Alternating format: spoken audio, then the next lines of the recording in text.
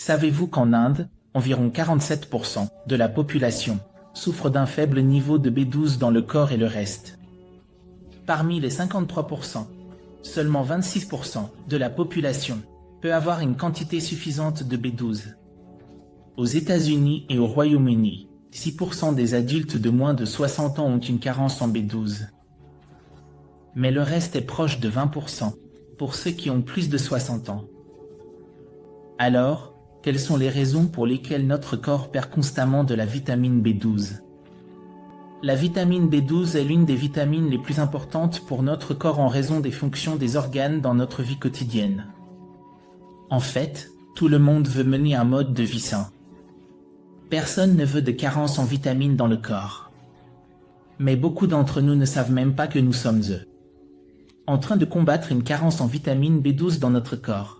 Il est donc très important de connaître les symptômes qui nous font comprendre que nous souffrons de cette carence en vitamine importante. Namaste à tous les yogis. Bienvenue de retour sur votre chaîne YouTube Prachanji Yoga. Je suis Prachand, expert en yoga, et je poursuis actuellement mon doctorat.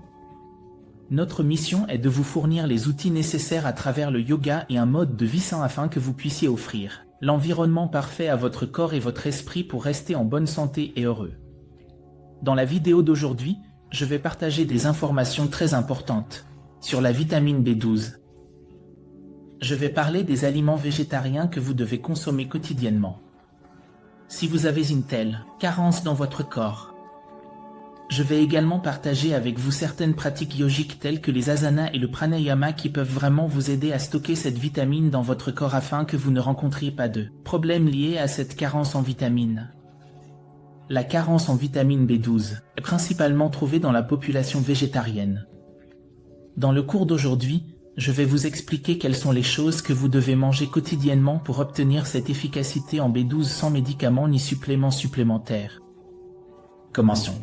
La vitamine B12 est une vitamine très importante pour notre corps. Elle est si importante que cette vitamine particulière est nécessaire pour presque toutes les fonctions de notre corps. Par exemple, la création de l'ADN. Vous avez besoin de vitamine B12 pour la production d'énergie corporelle. Vous avez besoin de vitamine B12 et le plus important est notre système nerveux central. Cela signifie le fonctionnement de notre cerveau et de nos nerfs. La vitamine B12 est très importante. Il y a certains symptômes qui peuvent être remarqués lorsque nous avons une carence en vitamine B12. Le premier symptôme que vous devez comprendre est la fatigue. Si vous avez une carence en B12, vous vous sentirez fatigué tout le temps et votre souffle commencera à s'essouffler seulement après l'avoir marché un peu. Aucun travail ne semble intéressant pour vous. Le deuxième symptôme courant qui peut être observé avec cette carence est l'ulcère buccal régulier. La vitamine B12 travaille également à la production de sang dans notre corps. Dans la production des cellules sanguines, c'est une vitamine très importante. Donc, si vous avez cette carence en B12, cela peut également entraîner une perte de sang dans votre corps, ce qui fait que le corps tend à devenir jaunâtre, perd son éclat, le visage devient blanc, terne, Vous pouvez même remarquer les cernes sous les yeux. C'est aussi à cause de la carence en B12. Parfois, en raison de la carence en B12, vous aurez des problèmes liés à l'estomac tels que la constipation, la diarrhée régulière, les ballonnements de gaz, etc. Un autre symptôme très important de la carence en B12 est la neuropathie périphérique. Et ce symptôme est souvent ignoré par beaucoup de gens, parce qu'ils ne savent pas de quoi il s'agit. Comprenez que la neuropathie périphérique signifie parfois que la plante du pied ou la paume, le mont de la paume, cette zone, est la zone du pied. Parfois, certaines personnes ressentent un engourdissement, une sensation de picotement. Parfois, elles ont l'impression que des fourmis se déplacent, parfois comme un courant électrique qui étincelle. Si certains d'entre vous ressentent la même chose, cela signifie que vous manquez certainement de cette vitamine particulière. Vous devez faire un bilan et essayer de trouver un moyen de combler le besoin de cette vitamine dans votre corps. Parfois, des maux de tête réguliers, une lourdeur dans la tête, la dépression, l'anxiété sont également des symptômes courants de la carence en B12 dans le corps. Voyons maintenant les aliments végétariens dans lesquels vous pouvez trouver la plus grande quantité de vitamine B12. La vitamine B12 se trouve principalement dans les aliments non végétariens. C'est pourquoi la plupart des personnes végétariennes souffrent de cette carence en B12. Ceux qui mangent régulièrement de la viande comblent le besoin de cette vitamine. Mais ceux qui sont végétariens souffrent principalement de cette carence en B12.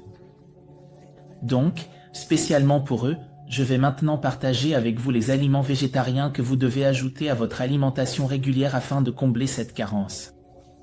Voyons ici les 5 meilleurs aliments végétariens qui peuvent combler le besoin de B12 dans votre corps. La meilleure source de vitamine B12 est le lait.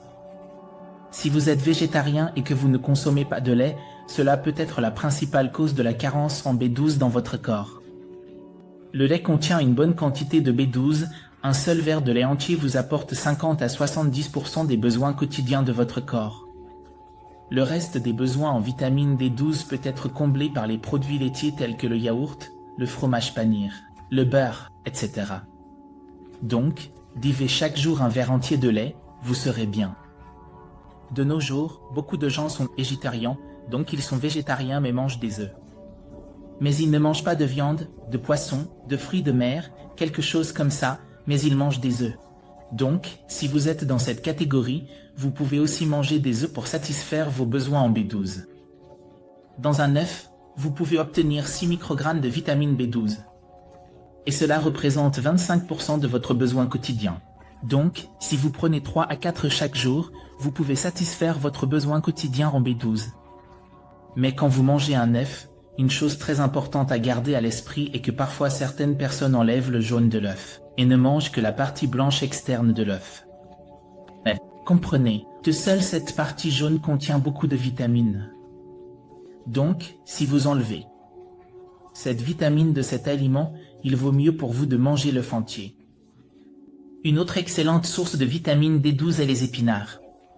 Donc, si vous mangez des épinards régulièrement, vous pouvez satisfaire l'apport quotidien nécessaire. Aussi, quand vous mangez des épinards, il est très important de garder à l'esprit de ne pas couper les épinards avant de les laver. Parce que parfois, ce qui se passe, c'est que les gens coupent d'abord les épinards, puis les lavent. Alors, que se passe-t-il quand vous coupez les épinards? Vous perdez la moitié de la vitamine B12 lorsque vous les lavez. Dans la partie centrale des épinards, vous avez une grande quantité de vitamine B12. Donc, pour vous, il est important de manger la feuille entière d'épinards. Ou si vous voulez couper d'abord, lavez bien, puis hachez et ajoutez dans une salade. Ou si vous voulez le faire bouillir, vous pouvez le faire. Mais quand vous le faites bouillir, assurez-vous d'utiliser cette eau. Vous pouvez aussi l'utiliser dans une soupe, ou pour boire normalement. C'est ainsi que vous pouvez satisfaire le besoin en B12 dans le corps en utilisant des épinards. Parce que la vitamine B12 est une vitamine soluble, elle s'élimine rapidement avec l'eau. Une autre grande source de vitamine B12 est les germes. Consommer des germes peut également satisfaire le besoin quotidien en B12. Ainsi, des germes âgés de 2 jours peuvent contenir une bonne quantité de vitamine B12. Donc, si vous ajoutez régulièrement ces germes à votre alimentation, vous pouvez satisfaire ce besoin. De plus, la betterave, les pois chiches, la carotte sont également des aliments riches en B12. Vous pouvez donc ajouter ces légumes racines également à votre alimentation. Maintenant, je vais vous enseigner quelques asanas et pranayama que vous devez intégrer à votre routine quotidienne pour vous protéger de cette carence. Quand je parle d'asana et de pranayama, je ne vous dis pas que votre corps commencera à produire de la vitamine B12. Comprendre. Le corps ne produit pas de vitamine B12. La vitamine B12 doit être obtenue uniquement à partir de sources externes. C'est la raison pour laquelle je voulais parler de ces légumes par lesquels vous pouvez obtenir cette vitamine. Quand je dis de pratiquer le yoga, les asanas et le pranayama, cela signifie que ces pratiques vous aideront à stocker davantage cette vitamine dans le corps. Donc, l'asana que vous devez faire tous les jours est la salutation au soleil. Vous pouvez aller dans la description, vérifier le lien et apprendre étape par étape. Mais ici, je vais vous montrer un tour que vous pouvez faire avec moi juste pour comprendre comment cela se fait. Mais si vous voulez une compréhension approfondie de chaque asana, allez à la vidéo et faites-le. Tenez-vous droit sur votre tapis. Prenez une grande inspiration.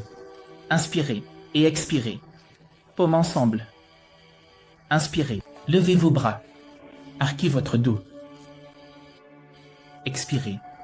Penchez-vous en avant. Aspirez. Get on. Expirez. Jambe droite en arrière, genou au sol. Et soulevez la poitrine. Regardez en haut. Expirez. Allez pour Santolanazon. Posture de la planche. Regardez soit vers la rampe, soit entre les paumes. Et expirez. Posez les genoux, la poitrine et le menton au sol. Inspirez. Redressez votre jambe. Position de yoga. Regardez en haut. Expirez. Poussez votre corps vers le haut en Parvatasana. Jambes ensemble. Inspirez. Jambe droite en avant entre les paumes. Dans la HPO, vous pouvez voir le reflet. Laissez la jambe droite. Expirez. Les deux jambes ensemble. Front vers le bas. Inspirez. Achen. Redressez-vous. Bras dehors. Expirez. Pranamidra et main vers le bas. Position de yoga. Essayons de l'autre côté. Inspirez. Puis expirez. Paumes ensemble. Inspirez. Arquez votre dos. Expirez. Coussin Stajana. En bas. Inspirez. Tête en haut. Votre jambe. Jambe gauche en arrière. Regardez en haut. Chasson chaland. Expirez. Exercice de yoga. Expirez. Posez le genou au sol. Poitrine. Tension. Hashtag Namaskar Bhujangasana. Expirez Parvatasana. Inspirez. Jambe gauche en avant entre les paumes. Choisissez au chaland. Expirez. Coussin Stajana. Venez devant. Inspirez. Urdhva Stajala. Arquez votre dos. Expirez. Pranayama. Maintenant, prochaine posture. Main sur les hanches. Sautez et ouvrez les jambes. Inspirez. Levez les bras. Étirez. Expirez. Penchez-vous en avant. Restez ici pour 3 respirations profondes. Une fois que vous avez terminé, respirez. Tête en haut. Expirez. Neuf vers les hanches. Inspirez. Remontez lentement. Expirez. Sautez et fermez le lilas. Prochain asana. Neuf vers les hanches. Inspirez. Sautez et ouvrez. Ouvrez les mains sur le côté. Tournez le pied gauche vers l'extérieur. Expirez. Position de yoga. Attrapez la cheville gauche. Restez 3 respirations profondes. Une fois que vous avez terminé, inspirez, remontez. Tournez de l'autre côté. Expirez. Descendez. De la même manière. 3 respirations profondes. Vous resterez. Inspirez. Ok. Tournez le pied ensemble. Sautez et fermez. Voici la séquence Basana. Vous l'inclurez dans votre routine quotidienne le matin. Maintenant, après avoir terminé l'asana, vous devez pratiquer le pranayama. Première pratique que vous faites est Kapalabhati. Effectuez Kapalabhati. Vous vous assurez dans n'importe quelle position assise. Cela peut être Padmasana. Cela peut être Siddhasana ou Shikasana. Il suffit que ce soit en tailleur. Asseyez-vous droit. Les 2 mains seront sur vos genoux. Ou dans n'importe quel mudra, soit Chin Mudra ou Yan Mudra, ou Adi Mudra. Touchez simplement la base du pouce de votre petit doigt. Placez-le comme ça. Puis expiration. Forcez. Vous vous assurez droit. Et chaque fois que vous expirez avec force comme ça. Voyez, je presse mon ventre pour expirer avec force. Donc l'inhalation est naturelle. Je ne fais pas l'inhalation, je me concentre juste sur l'expiration. Donc ici, le focus sera sur la zone centrale, la zone digestive. Vous ferez ce pranayama. Gechur. Procédez. Donc 10. Une fois, vous prendrez une pause de 30 secondes. Puis 10 autres fois, pause de 30 secondes. Puis 10. Donc, c'est 3 fois. Après avoir terminé Kapalabhati, le deuxième pranayama, nous ferons Bhastrika. Pranayama. Dans Bhastrika Pranayama, vous garderez les mains ici. C'est puissant. Inspirez, expirez avec force. Lorsque vous inspirez, les mains me prennent ainsi avec force. Donc, avec l'expiration par les narines, les mains redescendront. Inspirez. Expirez. Comme ça. Mais ne le faites pas rapidement. Comme ceci. Non, allez à un rythme lent. Donc, inspirez d'abord, avec un intervalle d'1 seconde, puis expirez 3 fois. Voyez ici, les mains sur vos genoux, et commencez ici. Maintenant, regardez en fermant les yeux ici.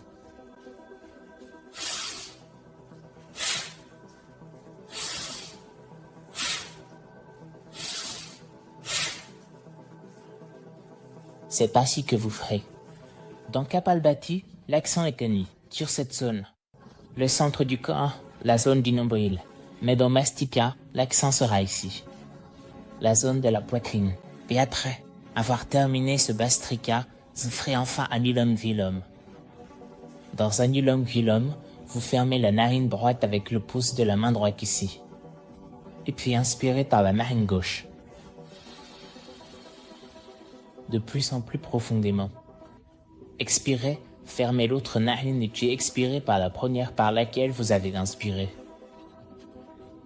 Puis inspirez à nouveau de là.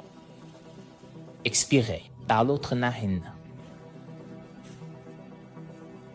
Ceci est un cycle. Vous ferez cela 10 fois. À propos du pranayama, j'ai déjà réalisé une vidéo détaillée sur Kapalabhati, Bhastrika et Marichodhan et la roue de la tristesse. Veuillez consulter la description. J'y ai mis le lien. Allez voir comment effectuer ces pratiques en détail, et essayez chaque jour. J'espère que vous aimez cette vidéo. Si c'est le cas, appuyez sur le bouton j'aime, et si vous avez des questions, vous pouvez m'écrire dans les commentaires. Vous pouvez partager cette vidéo et aider les autres.